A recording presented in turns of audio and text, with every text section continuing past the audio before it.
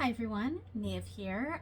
This is part 3 of the Tableau or grid style card reading series, and in this video we're going to discuss some of the different techniques, and in this one it's going to be houses and knighting. Alright, so let's get started. Hello everyone, Niamh here, and this is part 3 of the Tableau or grid style card reading series. And I think for this one, I just kind of want to talk about a few of the different techniques. So I think in this video will go over houses and possibly knighting as well. So yeah, all right, so let's get started. So I think I want to start with houses first because I think that makes more sense. So houses in Lenormand are, when you have a full tableau out, whether that's an 8x4 plus 4 or a 9x4 or a 6x6 or whatever grand tableau style you have, in order, the houses are meant to be in order the houses of Lenormand, the cards of Lenormand. So the first card would be Rider, and the last card would be Cross, etc. So, and that's the typical house system in Lenormand. But you can do Lenormand where you have, and let me pull out a Lenormand deck. This is a brand new one, the Lenormand de la Luna. I did a little walkthrough of this on my channel, so I'll just pull out these ones here. Might as well play with these ones since they're new. All right, so so I could reorder this and lay them all out in order. Like here's Rider, and that would be the first part. The other way you can do houses is to randomly pull, and I would kind of do this for smaller spreads personally. I guess you could do houses randomly as a random pull, and then put on top another deck. You could do that. I like to use smaller spreads for this technique where I'm pulling random cards to represent the houses. So let's say I pull a 3 card, and I did do something like this in the previous video. So here's the houses for this 3 card reading, but we're actually turning it into a 6 card. And the bottom part, let me grab a different Lenormand. So here I have the, is it Folktales? The Yuletide. I have the Yuletide Lenormand here, and we'll have the de la Luna be the houses to represent the houses, and then we will have the Yuletide to represent the actual reading itself. So I'll do a quick shuffle here. All right, so the reading itself, and of course I don't have a question for this, but the reading itself, so this would be Fox in the house of woman. Oh, well, we have woman and man. Oh, that's interesting. I didn't even pay attention to the cards that I lay down. Woman, man, and key. So we have beast, and ooh, what is this one? I think the beast is the bear. I'm pretty sure. Anyway, and then the final card is stars. Okay. So, I mean, here we go. Here's our, and this is another way you can do a 6 card reading. You can also do this in the same deck. Like I could have pulled 3 more cards from this Lenormand, but putting in the intention that the first 3 cards are the houses and the next 3 cards are the actual reading. That's one way you can do a 6 card reading, and a lot of people do. That's the main way they do 6 card readings, where the top 3 are the houses and the bottom 3 are the actual reading. So with houses, the house is flavoring whatever the card is that you pulled for that. So the reading is Fox, Bear, and Stars. But Fox is flavored by woman, Bear is flavored by man, and Stars is flavored by key. So this is what you want. And because the key often represents the desired outcome or the thing you're looking for. And in fact, in lost object spreads, when you're looking for a lost object, those sorts of spreads, the key always represents the item you're looking for. It doesn't matter if there's something else in the cards that might represent what you're looking for a little better than key. Key always represents the missing object. It's the thing you're looking for. So stars being in key, I mean, this is the direction we're going. But stars also can represent the internet, things like that. So fox in woman, fox often represents something tricky, or it can represent suspicion or cleverness, things like that. So quick as a fox, that sort of idea. In general, fox tends to be a negative card, I believe. I mean, that could also be a different video, is talking about the polarity of cards. Of course, that's not so much Tableau style. That's more Lenormand in general. But yeah, anyway. But I mean, I guess I could do a video like that and tie it into the Tableau system there. But so fox in the house of woman, maybe this is representing someone who's either a tricky woman or a clever woman, or a woman who's suspicious. And then bear, maybe she's suspicious of this person, and this is bear often represents a sort of authority. So I wouldn't even say that this is a lover, because, you know, you could read, oh, she's suspicious of her lover, you know. But with bear being in the house of man, I might read that as like her boss or something, like, or some other person in her life that has authority. That's how I would interpret that. So maybe she's suspicious of a man or a person in authority, and the way to find the answer to her suspicions is through research, through the internet. Well, research wouldn't be the right way to, but maybe through something involving the internet. That's how I might read that. So that is one way to read a 6 card, using the top 3 houses, top 3 cards as houses, and the bottom 3 as the actual reading itself, because this is what's flavoring that, or this is what's flavoring that, rather. Yeah. And doing houses might also be a great way to use larger decks that you have. This is the Steampunk Lenormand, and it is gigantic. No, in my opinion, no Lenormand should be this huge.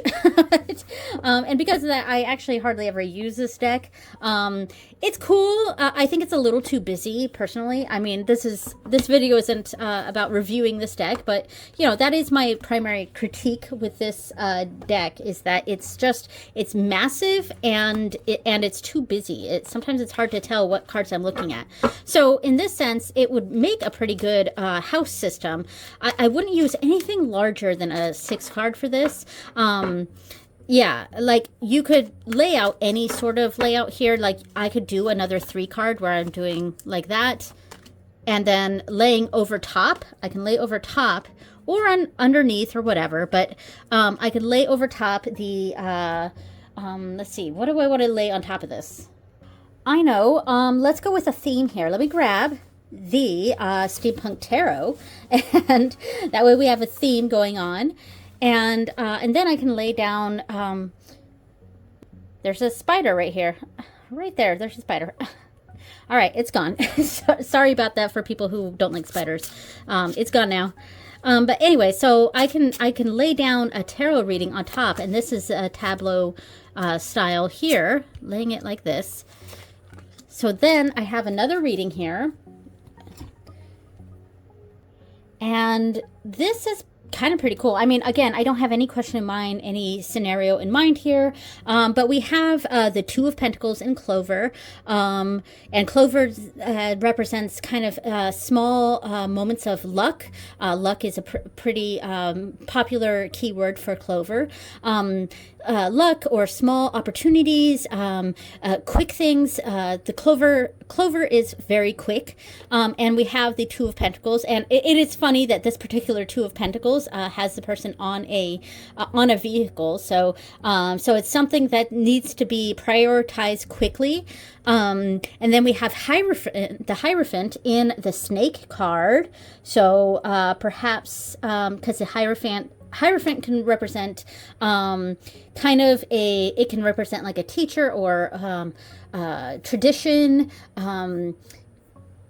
It can represent structured learning or organized religion, things like that. Like, you know, this isn't necessarily tarot lesson, but, you know, so that sort of energy in the house of snake. So it's something, maybe something that's, the tradition is maybe not perhaps working or is turning out to be faulty in some way. And then we have a messenger here. We have the Page of Swords, which is in itself a messenger in the house of letter. So that's a way we can incorporate these houses here. And this is a pretty cool combination because I don't often use this steampunk Lenormand because it's so huge. But this could be a good way for me to actually use it, pairing it with the steampunk tarot, because it does look pretty cool together. What do you think? Now, I've mostly just shown Lenormand as the houses with another system or another Lenormand as the actual reading itself. But can you use a different system and then use either Lenormand or some other system as the actual reading? Like maybe we use tarot as the houses. Now, typically, I do prefer houses to be Lenormand, but we can experiment a little bit here, and we can have a tarot here. I pulled out the Rain Shadow. Let me just do a quick little shuffle, and I have just been doing the 3-card reading here, well, with a 3-card houses reading, but we can let's lay out a 9-card real quick. Okay, I lied. We're going to do a 6-card just because tarot, a lot of tarot decks are much larger than Lenormand, so laying out a 9-card box was just going to be a little too large. I could zoom out a little bit, but I think I want to keep it at a 6-card. Now, we can have tarot as the houses and then say a Lenormand as, let me go from the bottom here. A Lenormand, a reading over top like this. That looks pretty cool, and what we could do is just do it where we see just the title of the card down here, and so we know that that's the house, and then we can read the reading like that. Oh, and I forgot to mention in my last video, I made a comment on this, but in my last video I was going over the 6-card spread, and I forgot to mention that another way you can another point of reading in a 6-card is the arrows or the they're called triangles or arrows. So it's got the down arrow here and an up arrow here. And to add on last video, the up arrow can represent positives. It can represent the pros of a situation. It can be the advice, the do this sort of aspect because it's pointing up. And then the down arrow can represent the negatives of the situation, can represent the cons, the warning or the don't do this, so do this, don't do this. But anyway, I just wanted to add that as an added little way that you can read a 6-card reading. And it's one way that I kind of have been experimenting with a little bit lately, and I've kind of been enjoying, so thought I'd mention it here. So here we have another reading and I like this way of doing it because we're kind of covering the card underneath. We can still see the title, but we're covering the card underneath, and I kind of like that because then it makes it so I'm not reading too much into the imagery of the tarot deck underneath, and it's pointing out that the cards on top are the actual reading. They're just flavored by what's underneath. So Key is flavored by the Chariot, the Star is flavored by the 9 of Wands, etc. So yeah. And this way of doing it, it's pretty cool. I do prefer Lenormand to be the houses itself, just because I like houses to be Lenormand, but it doesn't have to be. So there we go. So, as I said, typically, if you're going to do like a grand tableau with houses in Lenormand, you're typically going to have them in order. So, I've laid out all 36 cards from the Yuletide Lenormand, from the beginning here with Rider all the way down here to Cross. So, there it goes like that. And so you could lay on top of that some other deck, like let's say I have the Mildred Payne here. I'm not going to lay down every single card, but I'll lay down just a couple. to give an idea. And I do also have a picture of this exact layout of the Yuletide Lenormand as the houses and the Mildred Payne as the actual reading on top of it. So I'll put that up on the screen, what it could look like. But I'll just lay down a few cards here, and this is nice because it just covers the image itself, so you're paying more attention to the reading on top than you are paying attention to the cards underneath. That's a great way of doing a grand tableau. And of course, with the Mildred Payne, we'd only be using 36 of these cards. So that could be important in how to read that reading. The other thing you can do is you can get 2 decks of the same type. So we have a Lenormand here. So grab another Lenormand, and that will be the reading on top of it. And what's cool about that is you can do chaining, and that'll be the next thing that I talk about here. So chaining. Let me go ahead and lay out these cards on here, and I'll explain what that means. Okay, so here we go. This took a while for me to do. Yeah. So what's cool about this is that you can start off the reading with trying to see if there's anything in its own house. So it can be search. Oh, here we go. The cross card. Cross is in the house of cross. So that might be something that's really important to pay attention to.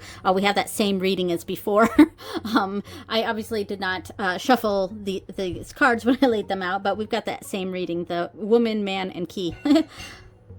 Sorry if you're hearing any clinking and clanging. One of my kids is doing the dishes, and my room is right next to that. But anyway, so we have cross in the house of cross, so that's important. And then another thing you can do is you can see where your person card fell. So I'm the woman, and I fell in the house of, is that Tower? Yeah, so, okay, so something official going on there. I think of Tower having to do with institutions, also long-standing things like that. So there's something very firm going on with that person there, the client, the querent, the client. Yeah. So their main card here falls in the house of Tower. Interesting. Okay.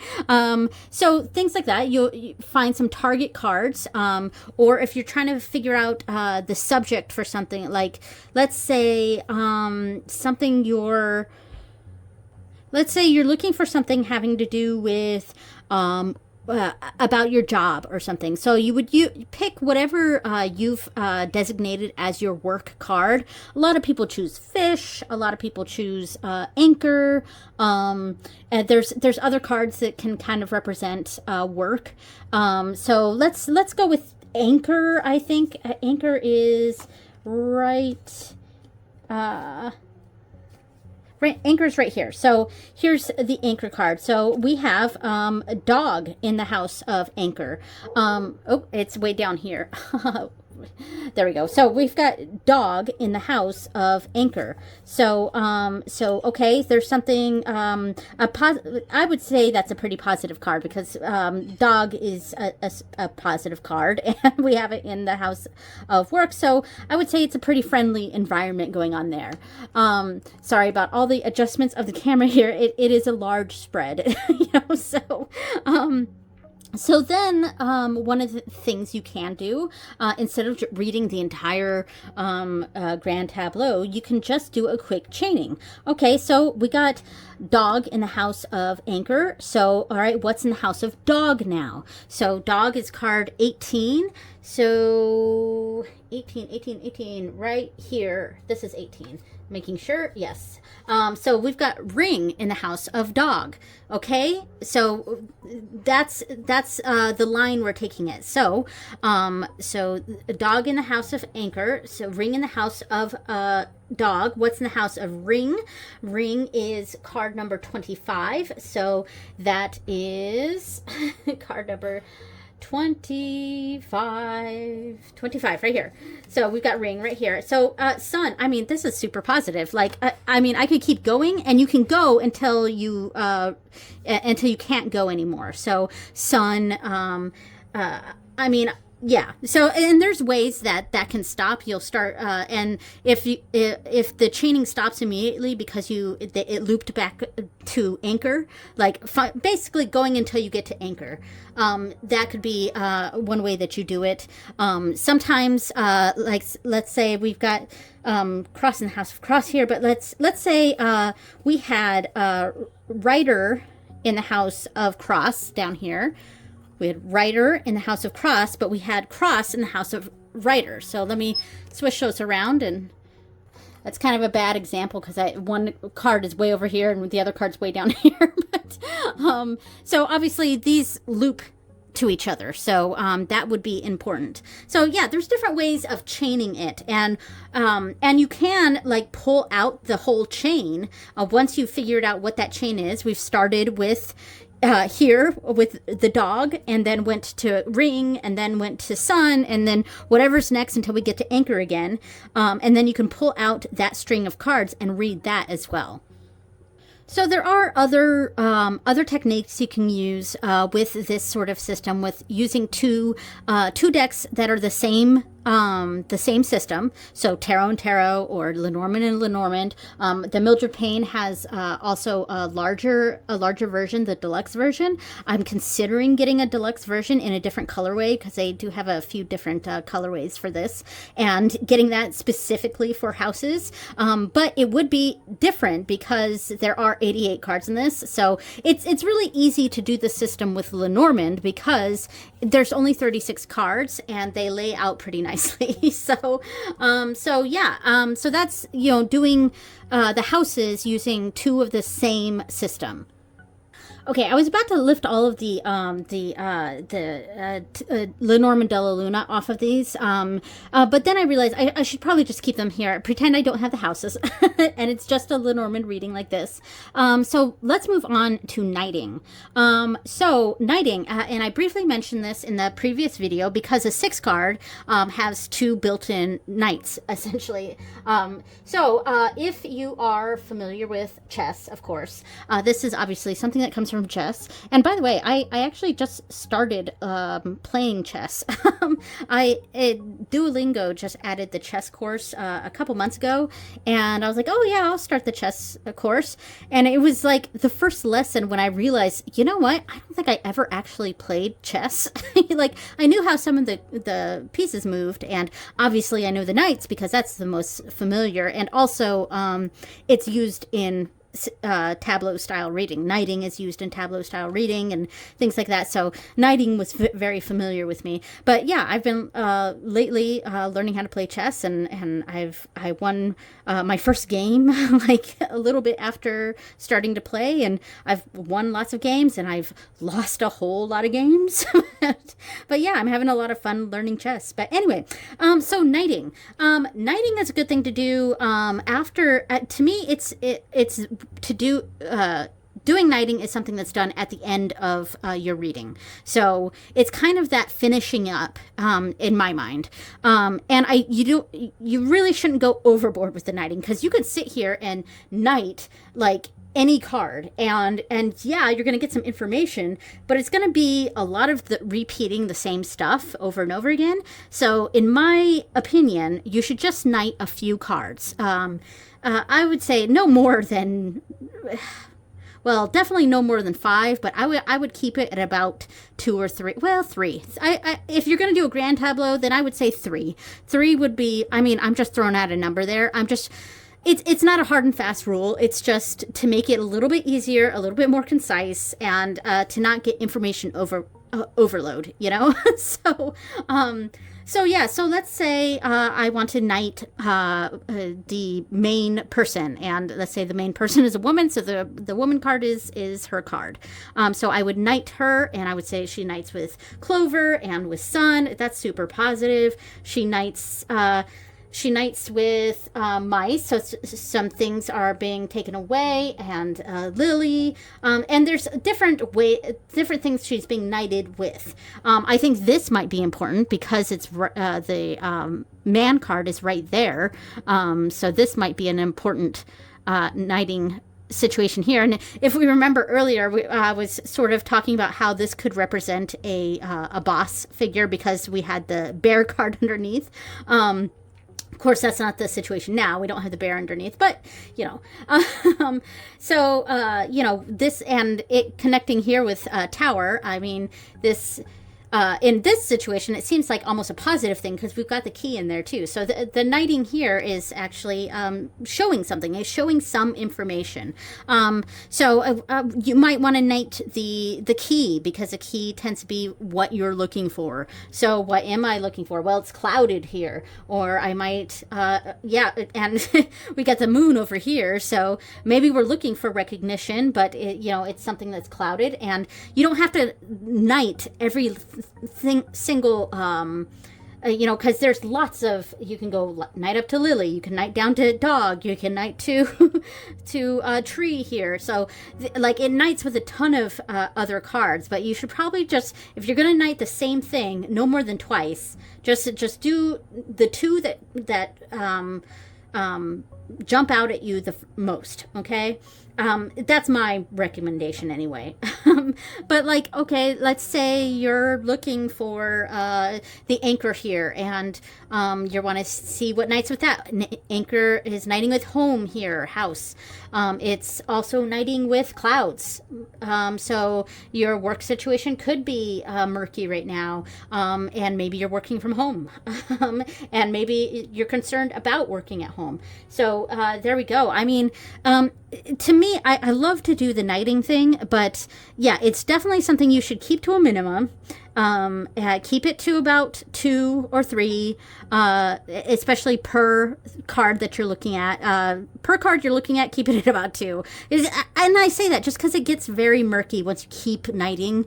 It can add way too much information. So just knight a few times, and just to get some cards that are jumping out at you, or something that seemed important during your main reading, and see what knights with it. And that's just some added information, and it's like, okay, these are connected. I hope that makes sense, but like, so yeah, that was knighting, and you can do that with much smaller spreads, like say a 9 card right here. You can knight up this way and knight this way, so these two knight together with that. So I would say that these are a triple that's connected, and same thing here with the key with the bouquet and the moon. I would say that these are connected, that sort of thing. So I hope that made sense. I could keep exploring this, but I think we got the gist of it. We've got the houses, and we figured out the houses, and we figured out knighting, and I mostly stuck with Lenormand here, but we did experiment a little bit with some other systems. Yeah, and when you're doing big many card decks, if you're going to do a house system like that, and you're using 2 decks that are the same system, so like a tarot and a tarot, or the 2 versions of the Mildred Payne, there's 88 cards in this. So I'm not going to lay down all 88 cards. And that's why, to me, this system works a little better with just Lenormand. But you can lay out, like, say an 18 card tableau with a 5x3 plus 3, and then have of the larger kind as the houses, and then lay over top the Mildred Payne, the smaller version, and see if there are any of the same cards out. So that might be important. That's something I could experiment with if I ever get the other version of this, and I can experiment with tarot as well. All right, thank you so much for watching, everyone, and I will see you next time. Bye.